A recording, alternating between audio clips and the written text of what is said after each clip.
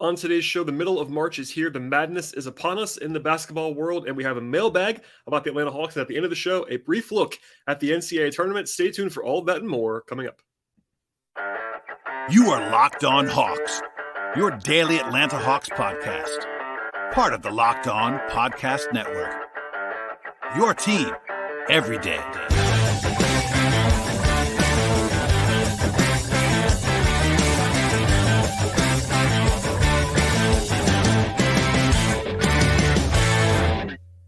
Hello, friends. Welcome to episode 1431 of the Locked On Hawks podcast. I am your host, Brad Rowland, coming to you on a Wednesday evening here in mid-March. And today's show is brought to you by Ultimate Basketball GM. If you've been dreaming about managing your own basketball franchise, check out the app at Ultimate Basketball GM or visit ultimatebasketballgm.com. If you do that, you can get a 100% free boost when using the promo code Locked On in the game. And also, at the top of the podcast, I want to tell you and encourage you to make us your first listen here at Locked On Hawks each and every day and anywhere you get your podcasts. Check us out at Spotify or Apple Podcasts or Google Play, as well as on YouTube over on the video side. And today's show is going to be a mailbag for the most part. And at the end of the podcast, we'll talk about some NCAA tournament stuff because, yes, it's just college basketball in some respects, and not every NBA fan loves college basketball, but there are some NBA draft implications. So at the end of the podcast, I will answer a question about the draft and some guys to keep an eye on over the next few days if you are a Hawks fan or just an NBA draft fan overall. But the Hawks do not play again until Friday evening. In lieu of a formal preview of that game, I will be recording just this mailbag and talking about some Hawks-related topics. Of course, big picture, last 10 games now under the post-Nate McMillan regime. The Warriors, who the Hawks play on Friday, have not yet played on Wednesday. As I record this podcast, they have a late-night game on Wednesday against the Clippers, so stay tuned for that. But the Hawks will be at home in that one. The Warriors have been brutal on the road this year, like bottom 5 in the league, brutal on the road this year. So that'll be an interesting game. Steph Curry and company come into town on Friday. But before we get into all of that, and I will have a new show, by the way, after that game, as always. But we'll get into your questions now, and I've been stockpiling these for a couple of weeks now. So thank you for those, and definitely keep them coming. I'll be doing some more mailbags in the future. I'm basically going to become a pseudo full-time college basketball writer for the next few weeks. I have some travel ahead of me. I have some NCAA tournament stuff to be diving into. So I will still make sure, of course, to cover the Hawks in the same way that I always do. But lots of busyness happening this time of year. All right, we'll dive into the questions right now. And the first one is probably the one that I got the most in certain forms in the last couple of days. And it comes from Kelly, who says, is the defense for the Hawks as bad as it seems? And what is going on with the defense? First of all, yes, it's been that bad in recent days. The Hawks are in the bottom 5 of the league in defensive rating since the All-Star break, which is that 10-game sample. And again, that is the post-McMillan sample, 2 games of Prunty and now 8 games of Quinn Snyder. Not a huge sample size, obviously, 10 games. I will always tell you it's not the biggest sample in the world. But the Hawks are giving up more than 119 points per 100 possessions. That is plainly awful, even in the fast-paced, offensive-leaning environment the Hawks and the NBA are in right now. It is so bad that the Hawks are actually only 5-5 in the last 10 games, despite having a top 5 offense in the league. It's hard to be in the top 5 of the offense and actually be only 5-5, but that's because the defense has been so bad over the stretch. Now, there's some variance here. They have the worst opponent field goal percentage in the league in that sample, 51.4% from the field for the opposition during that 10 games. Near the bottom 3-point percentage allowed as well, about 39%. Bottom 5 in assists allowed, more than 27 per game in that sample. And they're 28th in location effective field goal percentage allowed. And that's the stat that's not familiar to you. It basically tells you the shot quality of where the opponents are taking their shots from, and being that low, third worst in the league, is very bad. That means opponents are getting to the rim a lot, taking a lot of threes against you. What you basically want to do, this is obviously very simplistic, and it's not quite this simple, but what you want to do on defense is force a lot of mid-range attempts if you possibly can, and avoid corner threes and avoid rim attempts. The Hawks on offense is kind of a similar thing in reverse, where they take too many mid-rangers, etc. Teams are also shooting better at the rim and much better from floater range against the Hawks in that sample of the last 10 games. So anyway, I can go on and on, but it's a two-part problem, at least when it comes to the big themes. Obviously, there's more than 2 problems, but as far as like the 2 pillars of the defense, here we go. So number 1, it's the same problem they've been having all year on some level, and that is that the perimeter defense and the containment and the point of attack resistance has been quite poor in the last 10 games. Quinn Snyder, who of course just got here, has talked about this in press conferences pretty openly. So it's not like it's a secret. They're not hiding from it. But the Hawks are generally doing a terrible job of affecting opposing creators on the perimeter, containing the ball, forcing teams to be uncomfortable, sort of filtering teams where they want them to be going on offense. And the Hawks do have better turnover creation this year than in the last couple of years before this. Some of that's having DeJounte Murray at the point of attack as a guy who's really good at getting steals with great hands. Trae Young's hands have been better this year, etc. But the Hawks basically have a lot of guys. I would argue at least 3, if not 4 guys who struggle badly on the perimeter in their rotation defensively to contain the ball. Of course, Trae Young has been better in the last couple of months, but the last couple of games or two, he's been kind of back to his old tricks in some ways. And he's pretty clearly still a negative defender. That's not a bad thing, obviously. You can live with that. Trae Young is an awesome offensive player, but that's just kind of the reality on defense only. DeJounte Murray, I think, has been far worse than expected. I think than even what the team expected and what the public expected. I know that his reputation, and I heard this going back to the summer when they acquired him, Spurs people that covered him were like, look, his rep on defense is probably overstated at this point in time. It's been even worse than I maybe thought, especially when it comes to on-ball containment. Murray is still a good playmaker defensively. He's got great hands, good instincts, etc. But just as a one-on-one on-ball guy, it's been pretty rough this year. Then you get into Saddiq Bey and Bogdanovic, who the Hawks need for shooting on offense. They are their 2 best wing shooters on the roster, but they're both, I'll say to be charitable, quite shaky defensively, especially in moving their feet. Bogey is a step slow at this point in time. His legs are not quite the same. Saddiq Bey is bigger and certainly plays some 4 even for this Hawks team on occasion, but his weakness right now, in addition to like just kind of awareness stuff, is that his foot speed has always been a knock on him, is that he's a step or 2 slow as well. So both Bogey and Bey cannot contain perimeter creators off the dribble. That's just the reality. So that's 4 of the 5 guys who get the vast majority of the time in terms of perimeter minutes for this Hawks team. The 5th guy is DeAndre Hunter, and I think DeAndre is certainly the best of those 5, but he's not this like incredible all-world stopper on defense as an on-ball guy. He's fine. He's good in a lot of ways, but he's not this like world-changing guy. And again, he's only one player. He can only guard one guy. In recent days, the Hawks have been playing Jalen Johnson more on perimeter creators, and that can be effective. Jalen is very long. He's very active. He is very rangy and athletic.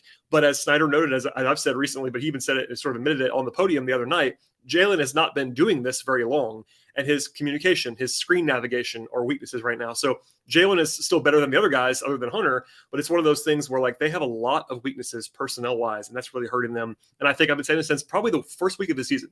If you're a new listener, you would not have heard this, but if you're a recurring listener, my apologies for repeating myself, but this has been the Hawks' biggest problem all year long in my mind. Now, there have been other problems for sure, but if you say, okay, what's the most consistent overarching issue of this roster and this performance this year, I would have told you it's probably perimeter defense. And that's been the case, especially in the last 10 games.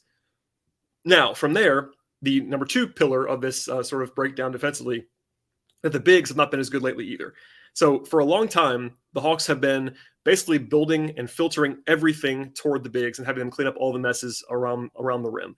That's been a flawed strategy. It's worked at times when Capella was his absolute best 2 years ago, he was playing at an all defense level, like truly a top 5 defensive player of the year candidate level. And that was not coincidentally the Hawks' best stretch defensively because he was just playing out of his absolute mind. It worked better then. It still wasn't great, but it worked better then. The last few weeks, Capella has been, I would think, a quarter step slower. I think John Collins has been playing not quite as well defensively. And the Hawks are giving up these free runways to the rim on the perimeter. So all those factors together, in the past, like more of that could be managed because it was basically awesome defense from Capella, Collins, Okongwu on the back line. And, it is what it is. Those guys are not playing quite as well, especially the 2 starters. And that is hurting them. And kind of the results have dipped. Again, it's more of an issue on the perimeter, but when you're relying on those starting bigs to be like otherworldly good as back-end defenders, when they're not, it's going to be tough. Now, Okongwu, I think, has played well for the most part defensively, and also Jalen has shown a lot more flashes. But even then, Jalen's playing more on the perimeter, and that's not a bad thing. But if he's playing the perimeter and he's playing next to a guy like Saddiq Bey, now Saddiq Bey is your secondary rim protector, and he can't do that. So there's personnel challenges along the way. The numbers have been better with the bench units for sure. That is somewhat because of who they're playing against, but the primary problem is the same, and the perimeter defense is just not good enough. The Johnson-Okongwu pairing has worked very well in anchoring those bench units the last couple of games, but even then, it's basically untenable to play a bench unit defensively that has Saddiq Bey, Bogdanovic, and either Trae or DeJounte as the 3 perimeter guys. That's really bad defensively. Now, it's offensively, it's a lot of fun. So fundamentally, I think that it's basically a defensive personnel issue, and the Hawks are aware of that. Are they better than this? I think they should be better than this. So part of that is like they're not playing well. They're not executing well. Part of it's probably the transition. And I know that's one of those factors that's like hard to talk about on the outside of things is like, look, Quinn Snyder cannot just suddenly put everything he wants to do on this team in a 10-game sample size in the middle of the season. There's a reason I was consistently talking about how hard and unprecedented it actually is to bring in a coach like Quinn Snyder outside the organization in the middle of the season when you're trying to win. It doesn't happen for a reason. Now, Snyder has acknowledged that he likes it because it's going to give him a lot of information for the future. And even when his public comments, like, they're obviously trying to win, and he says that, but like, it's a lot of it's like focused on the future. And I think it has to be because their team is not good enough to like win the title this year anyway. And I think part of the appeal for Snyder anyway to come in now was to learn about these guys and get his stuff kind of put in. But as far as the results are concerned, that isn't going to help the results. So we're going to need a bigger sample size on all of this stuff. I think it's prone to overreaction to be a 10-game sample size of anything, especially when it's the same sample size of post-McMillan and the Hawks are struggling a little bit, etc. But they're in this period of transition right now where they're trying to emphasize different things. They don't necessarily line up perfectly. Like, for my prime example of this has always been, you would not build the same defense to maximize Clint Capella as you would to maximize Onyeka Okongwu. Those are only two players. They play the same position. They're both very good centers, but they're both very different centers. Same thing with a guy like Trae Young. Like, you're building around Trae. It's hard to build like a switchy lineup around Trae Young. Jalen and Okongwu are very athletic and rangy. You would do things differently if those guys were your primaries than if they're your backups, et cetera. So it's a bunch of mismatched personnel. It's this transition phase. And look, we're going to need more on all of this stuff, and getting carried away by 10 games is probably overstated, especially in the middle of a massive coaching change to a high-profile guy. But the results have been bad in recent days, and that is definitely hurting them. The offense has been great in recent days, but the defense has not been, and that's kind of where I am on defense right now. So I said a lot there, and I know that, but big picture, the Hawks have personnel that's not great. That's their biggest problem, and that's kind of very simple analysis. It's also just true. And I also think that they're not quite as locked in to what they need to be doing on a nightly basis because they are trying to transition, and that kind of makes sense, but it's also not helping the product at this particular moment. All right, we'll get into more mailbag questions in a moment, probably some shorter ones than the one I just answered for sure. But first, a word from our sponsors on today's podcast. I'm very excited by our new partner and sponsor on today's episode, and that is the mobile game Ultimate Pro Basketball GM. If you ever dreamed of becoming an NBA GM or managing a basketball franchise, your dream can come true, and this game is definitely for you. You can manage every aspect of the team, play through the season, and even lead your team to glory with Ultimate Pro Basketball GM. You're responsible for all kinds of things in the organization: hiring the coaches, trading the players, training the players, making draft picks, and all basically generally navigating the franchise through stuff like free agency and all the fun challenges that happen across the season. This all happens in a realistic game world, and Ultimate Pro Basketball GM is completely free and playable offline. You can play on the go, whatever you want to, and as much as you want to, and we're already having fun behind the scenes. Lots of trash talk between the Locked On Podcast Network hosts about whose franchises are better and all that fun stuff. It's really, really fun to connect with your friends who are also diehard basketball fans and much more. And if you're listening to this podcast, as you have to be, just check out the podcast right now, you can get 100% free boost to the franchise when you use the promo code Locked On in the game store. Download the game right now at probasketballgm.com or scan the code or look it up in the App Store. That is probasketballgm.com. And when you get there, use promo code Locked On. Ultimate Basketball GM, start your dynasty today. Okay, and the next question on the agenda comes from Walter, who says, how does the rest of the Hawks' schedule stack up this season? We're at the point of the season where the Hawks have so few games left that we can kind of do a little bit more on the schedule without it being just crazy to dive into. It's about average as far as the schedule is remaining according to other teams. As we're putting this together on this Wednesday, the Hawks' remaining opponents have about a 500 winning percentage. That's obviously right in the middle of the league, so that's not so bad. They have 7 home games, 6 road games. The games that are easiest on the schedule are San Antonio, Detroit, and Indiana. Indiana is better than San Antonio and Detroit, but for sure. That's also a home game for the Hawks, so that's one where they can't really afford to lose any of those games to have their goals met, to be honest with you. 2 of the 3 toughest games they have remaining on paper are the last 2 games of the season. They have Philly at home, and then at the very end of the year, they have Boston on the road. Now, there is a chance that Boston's not playing for anything then, which would be helpful for the Hawks. If they're locked into their seeding, I mean, the Celtics, the Hawks could probably steal a win there against the backups for the Celtics, but still, right now, a tough game on paper. They have 3 more back-to-backs remaining this year, and right now, the Hawks are 2-8 on back-to-backs this year. I did have a Twitter follower named Pearson point this out to me. It was a good find by him that the Hawks' schedule on the second half of back-to-backs has been pretty awful this year, like brutal. Basically, only 1 easy game out of the 10. It was a game against Charlotte that they actually lost, but that was the 6th game in 9 nights. Those are really tough. And these last 3 are really easier, I would say, on paper, but still, back-to-backs have not been kind to the Hawks this year. Also, some games that are directly on the schedule against competitors in the East. They have Brooklyn on March 31st. They have Chicago once in early April, and then Washington on April 5th as well. That's 3 games in a row, actually, against 3 teams that they're competing directly with for positioning in the East. And then, of course, Friday's game is the next one, which is Golden State at home. Warriors are pretty scary, but as I said before, one of the worst road teams in the league this year, sky-high upside, etc. Projection-wise, the Hawks are basically projected most places to be 500 on the year, 41 wins. That makes sense. That's basically what they've been so far this year. There is some room for the Hawks to close better than that, like 8-5, 9-4, something like that, if they get a little bit hot here. But at the same time, the schedule is kind of what it is, and projection-wise, I think I'd probably go somewhere in the 7-6, maybe 8-5 range down the stretch. Nothing going to blow your socks off, and that would be sort of probably keeping them in that 7 or 8 spot at this point in time.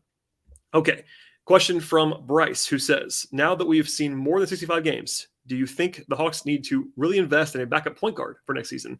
And he says also, it seems like having someone like DeLon Wright would have been helpful, but also he sees that the Hawks don't really play another point guard most of the time. So it's a good conversation to have. It is nuanced, though. I've been, of course, vocal as a DeLon Wright supporter, generally speaking, but he would help the team a lot. But crucially, DeLon is not just a small, normal point guard. He's 6'5". He can play both. He can play both guard spots.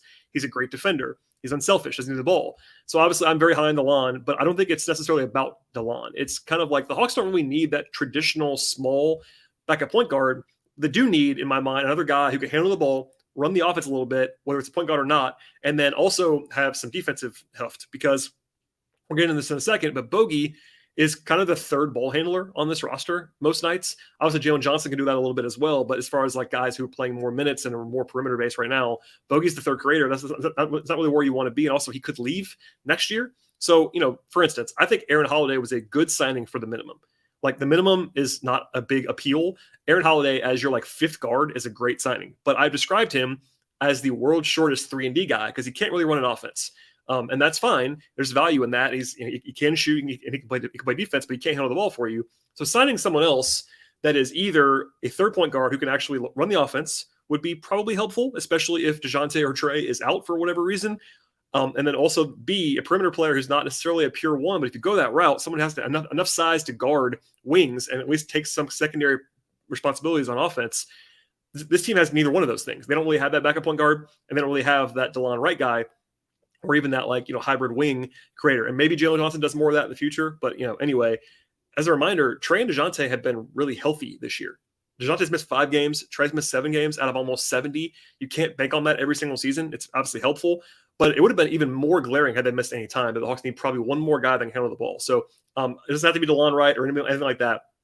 But to answer the question, I think the Hawks need somebody else that can run their offense besides Trey and DeJounte. And right now, they don't really have that. Bogey is the closest thing, maybe Jalen Johnson in transition, but they need one more guy who can legitimately say, okay, for 5 minutes in a game that matters, you can actually kind of run through that guy, at least as a secondary option that they were kind of missing in this year.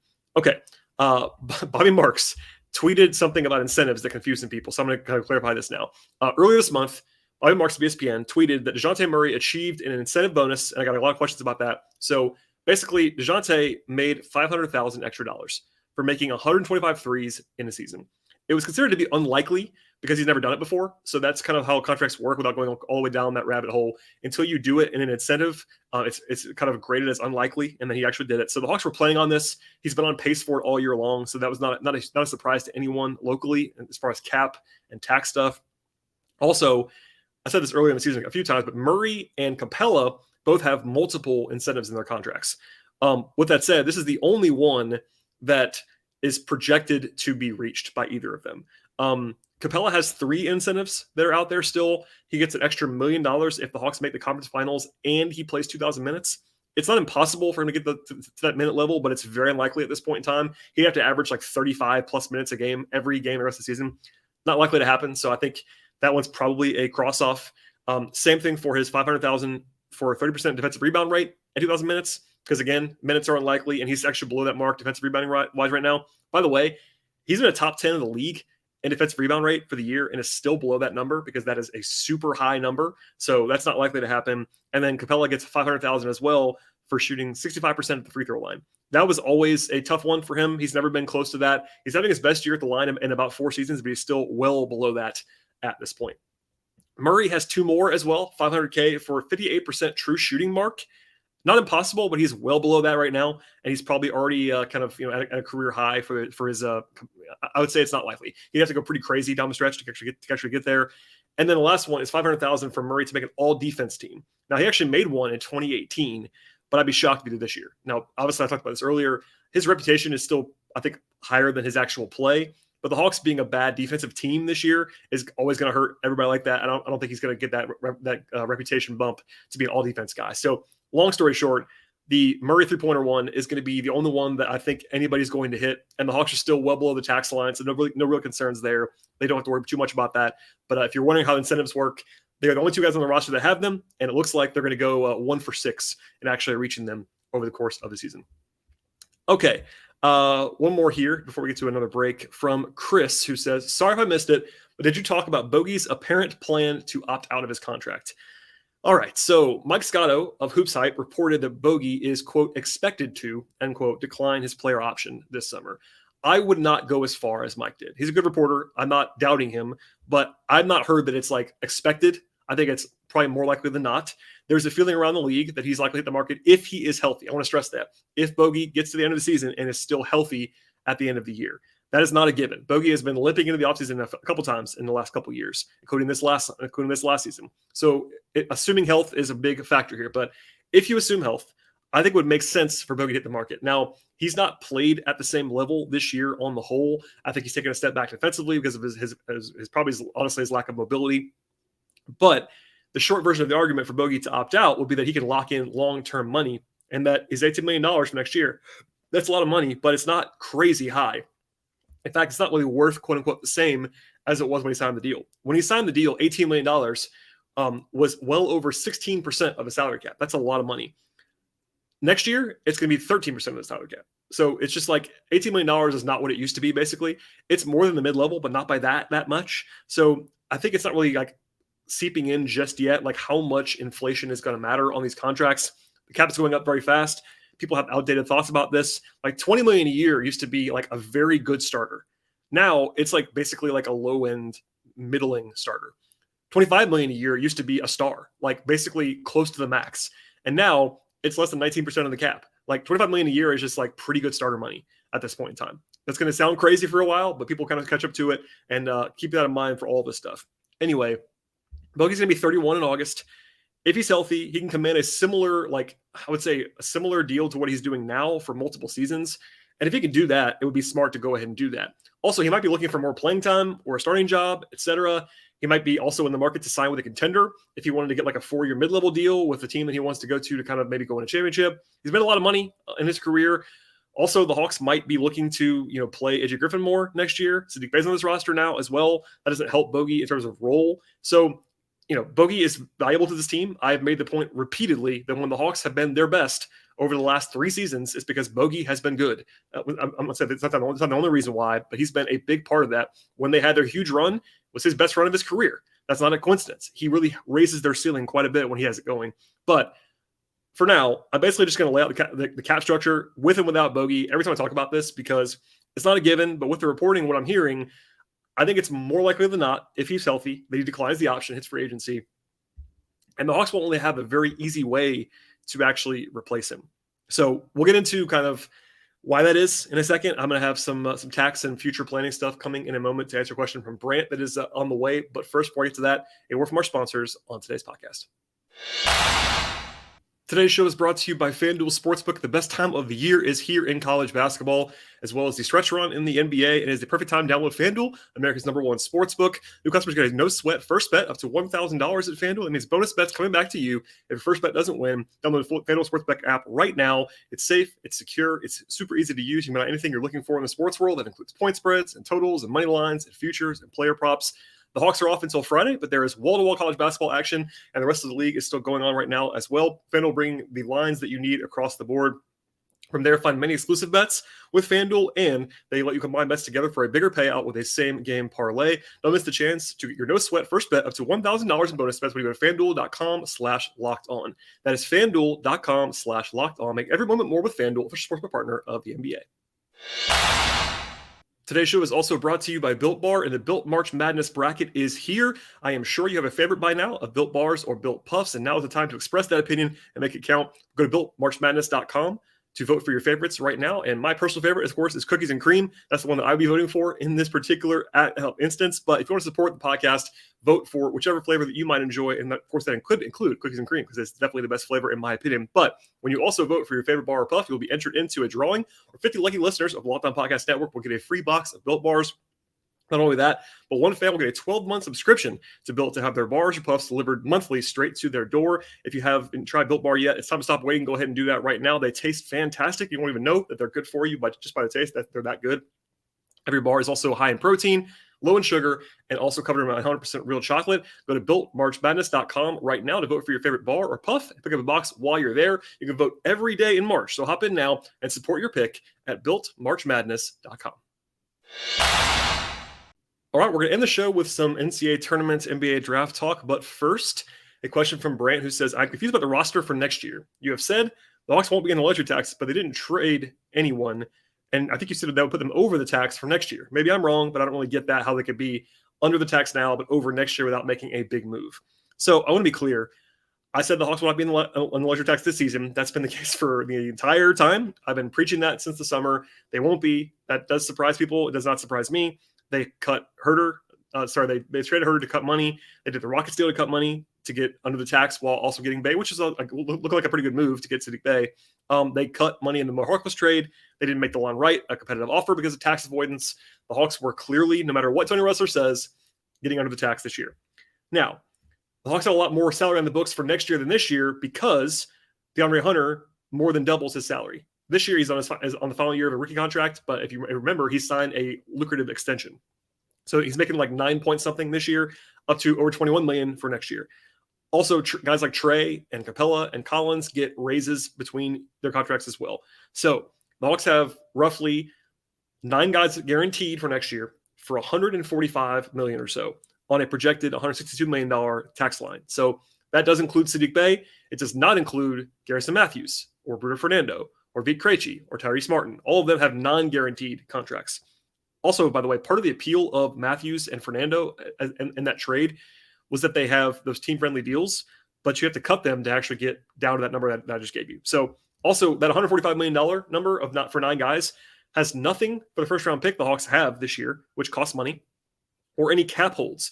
So it is tough to tell where the Hawks will be picking at this point in time, but you have to fill out the roster no matter what. So functionally, it's more like $9 or $10 million under the tax and that's with 5 minimums around the top 9 guys, which you probably don't want to do. With Bogey on the roster, you're already over the tax line with 10 guys. Again, 10 guys over the tax line with 4 more roster spots to fill. So there is no way, realistically, or any real way, for the Hawks to quote unquote run it back with everybody, including Bogey, and be under the tax. It's not possible. Okay. So if the Hawks didn't do anything, they'd be over the tax. I am skeptical they'll go into the tax, but I do think that it's possible. Whereas last year, I was very dismissive and said, look, they're not going over. And I heard that over and over again. For next year, I am not saying that. I am definitely in believe it when I see it mode about going over the tax line, but I am not like firm screaming it from the mountaintops because they could change, especially if there's a CBA change in philosophy of ownership, or maybe the rules will change in the CBA. Maybe they've made a promise to Quinn Snyder to spend. I don't know. All those things could be in the mix, and they could go into the tax line. But for this year, that was never happening. Next year, we'll see.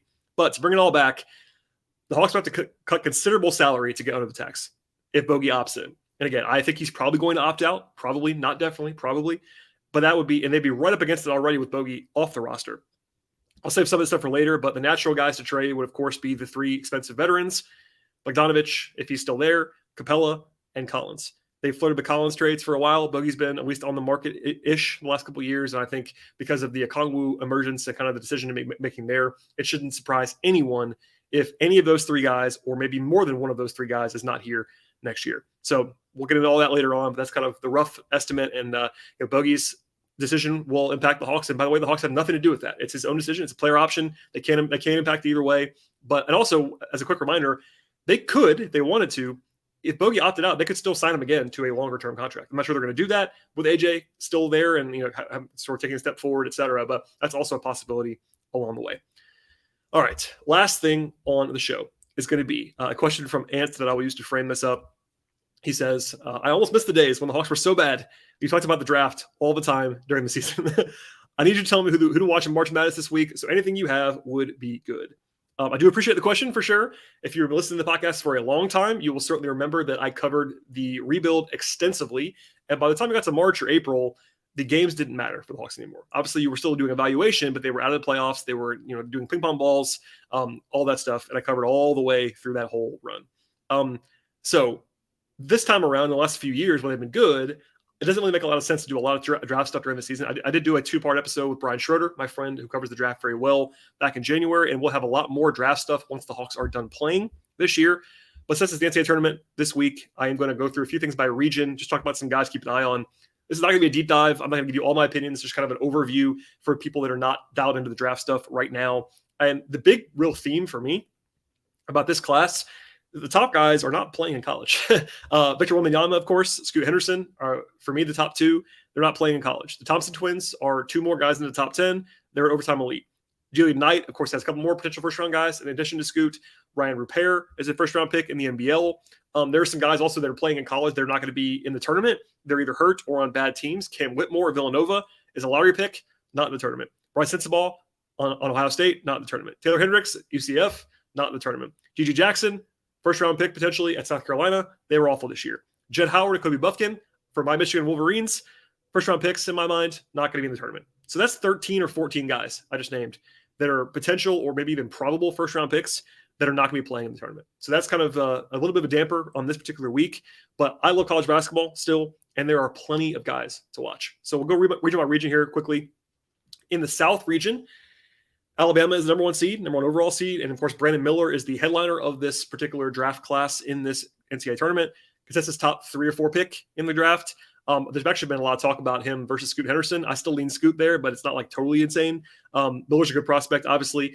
That's a guy to keep an eye on for all kinds of reasons in the next few weeks. Noah Clowney, Alabama, also is a potential late first-round pick, kind of a combo big man. He's pretty raw in some ways, but very interesting defensively. Arizona has a second-round pick probably in Azuolas Tubelis. 6'11" big, might be a second-round pick. He's basically been like super productive in the Pac-12. Not the best translation to the NBA probably, but a guy to keep an eye on.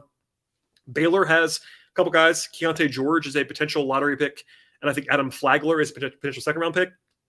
I'm not the biggest fan of Keontae George, but he's still a good player, very powerful. Like he's gotten comparisons to Eric Gordon and stuff like that in the past. Flagler is more of a sleeper, but he's actually a local guy. He actually played at Duluth High School in Gwinnett County, played at Presbyterian, starting his college career, but he's actually been this high-level shooter at Baylor the last couple of years. He's got decent size. I think he's like 6'3" as a point guard, so I got to keep an eye on in the second round. Creighton has Arthur Kaluma, who I like a lot, second-round pick, probably 6'7" forward, good defender. Jaquavion Smith from NC State is a guy to keep an eye on in the South region. Maybe a late first-round pick. He's very athletic. Probably should have left last year in my mind, but still might be a top 40 pick this year.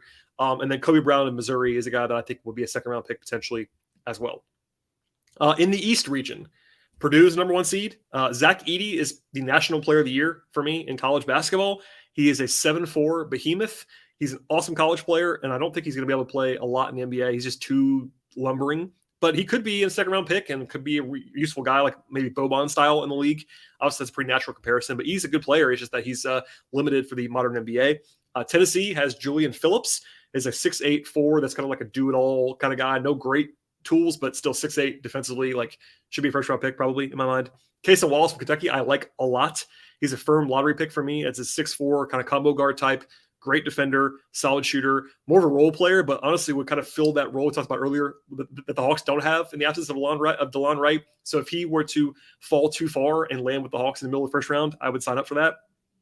Duke, as always, has 3 guys in the first round probably. Kyle Filipowski, very interesting offensive big man who's really versatile, but defensively going to be a challenge. He's more of a fringe first-round pick.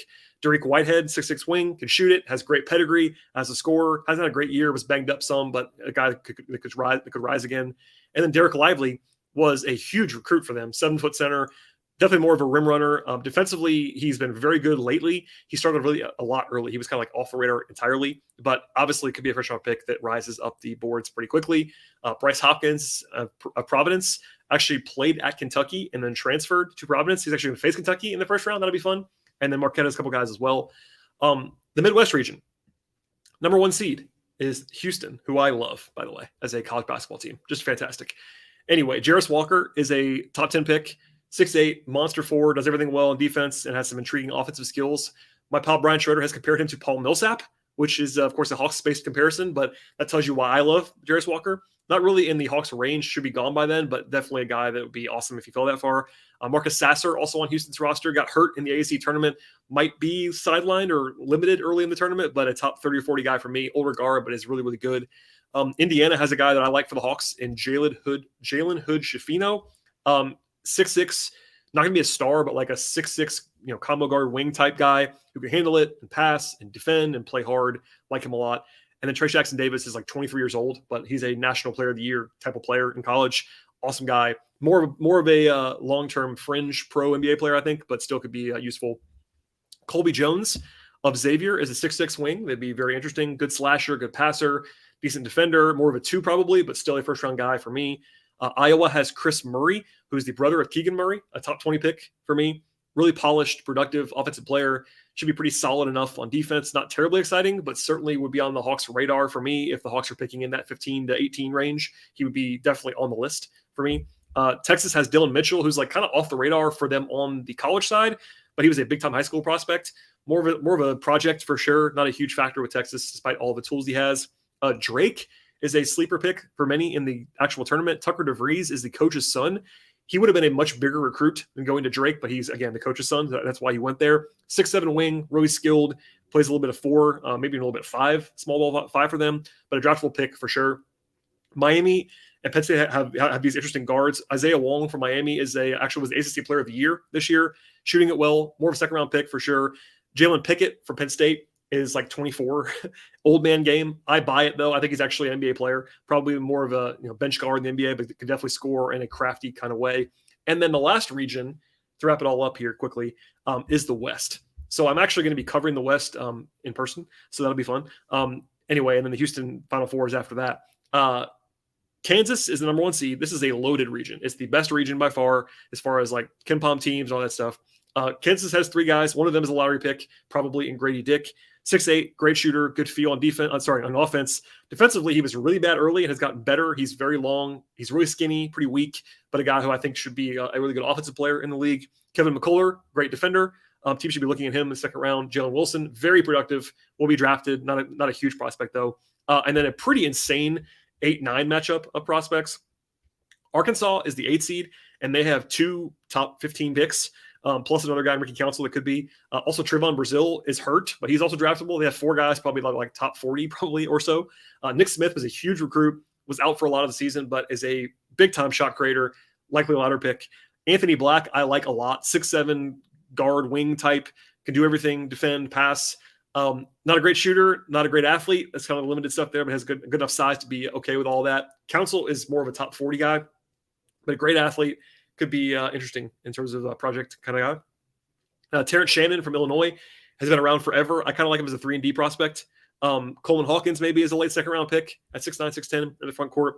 Gonzaga is kind of off the radar this year compared to the last couple years, but Julian Strother is a really good shooter. He's not athletic at all, though, unfortunately. If he was more of an athlete, he'd probably be a top 20 pick. He's probably more of a fringe first-round guy because of that. Drew Timme is very famous and is still there. Not an NBA guy for me. Probably because of the defense, he just can't hold up there, but should absolutely kill it in Europe and could be an NBA player on the fringes, a la like Luka Garza, different kind of player, but kind of similar path. UConn has guys that are interesting. Jordan Hawkins is a top 20 player, probably movement shooter on the wing, should be able to defend enough. Andre Jackson as a defender, as a passer is pretty good as well. Mike Miles of TCU to keep an eye on, an awesome college player, really awesome when he's healthy. More of a fringe prospect, but still draftable for me. And then finally, at the very end, UCLA in the bottom right corner of the brackets that you're seeing. Anyway, they have Jaime Jaquez and Amari Bailey and Adem Bona. Jalen Clark is also a top probably 45 guy for me, but he's hurt right now. He's going to be out for the rest of the season. I've always loved Jaime Jaquez. Really smart, good defender, plays hard, can handle the ball. People are mixed on him. I like him as like a top 45 pick probably in the draft. Kind of low upside, but certainly could be a bench guard in the league for a long time. Amari Bailey was a famous high school prospect. He should be playing more now with Jalen Clark out. And then Adem Bona is like a draftable big, maybe like a top 50 guy-ish for me. So all kinds of players. I know I just named a lot of players and kind of similar, synopsis and stuff like that. It's I named probably, almost close to half of the teams have somebody to keep an eye on along the way, especially the top seeds. Bama's got Brandon Miller. Baylor's got Keontae George. Those are kind of the 2 lottery picks in the South as far as, or at least top 20 guys. I'll just kind of rename at the end of the podcast now the potential Hawks first round pick candidates for me. Obviously, Miller's going to be gone. George could probably be gone too, but he could be on the list. Terquavion Smith from NC State, maybe. Julian Phillips from Tennessee, maybe as a mid to late first rounder. Kason Wallace from Kentucky as a potential late lottery, early sort of mid first round pick. The Duke guys, I think Whitehead in particular, and Lively maybe if the Hawks wanted to move on from Clint, could be a nice, interesting backup piece. Jarris Walker will be gone by the time the Hawks pick, but I do think Jalen Hood-Schifino of Indiana is a guy to circle in a big way. Same with Colby Jones of Xavier, Chris Murray of Iowa. Those are all prime Hawks contenders in terms of like the zone that they'll be drafted in. And then maybe Grady Dick as a specialist, probably not necessarily the best fit because of his defensive questions, but could be drafted in the Hawks range. Anthony Black, I think Nick Smith will be gone by then, but I think Black may slide a little bit. Jordan Hawkins could be in the Hawks range as well. That's probably it. But that's 7 or 8 guys that I just named that could be realistic Hawks first round picks. So keep an eye on that in the future. And that's sort of my little breakdown. By the way, I would probably pick Houston to win the championship if I had to, but there is not a clear number 1 team by any means. I think that this is just from a college basketball standpoint, a very wide open tournament. I think there are probably 10 teams that could win it, something like that, maybe 12. So that's pretty interesting. Going to be a lot of fun. I'll be covering it all, and hopefully that did not bore everybody at the end of the podcast. Okay, a long mailbag show on today's show, but hopefully that was enough to kind of bridge the gap in between games from Monday to Friday. Again, the Hawks play on Friday evening. I will have a breakdown of that game at some point that evening in the middle of NCAA Tournament madness. Please subscribe to this podcast anywhere you get your podcasts: Apple Podcasts, Spotify, Stitcher, Google Play. We're also over on YouTube. I beg of you to auto-download the show and leave ratings and reviews. All the clicks and all that stuff really matters a lot. I do appreciate it. Please follow my Patreon work on the written side. That is patreon.com/BT Rowland. Follow me on Twitter at BT Rowland. Follow the show on Twitter at Locked On Hawks. I do appreciate everybody listening to the end of the podcast, and we'll see you after the game on Friday.